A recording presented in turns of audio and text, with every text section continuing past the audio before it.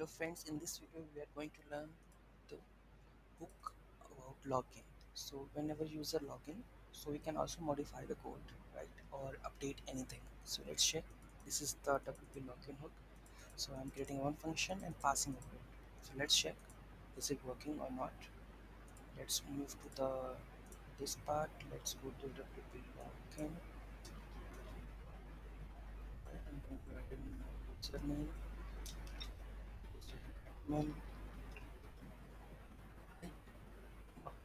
says JJ. That means it's coming over it. It's coming over it. So you can modify the function accordingly. Suppose I'm going to update this user meta. We have user.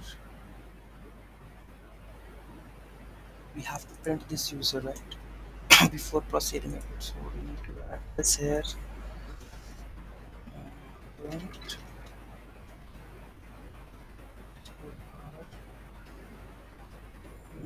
this user.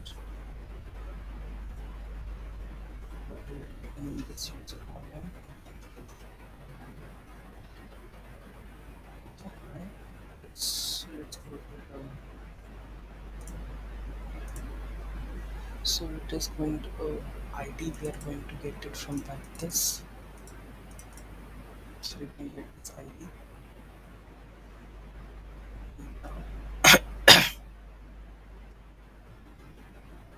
Go to the user hyphen ID.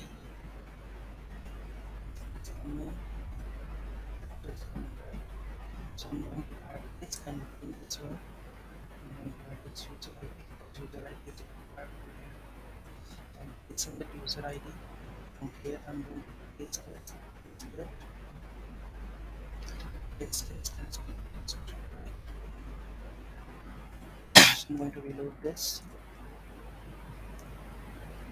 If I'm going to the users, where is users or users? We have this admin edit and let's check test.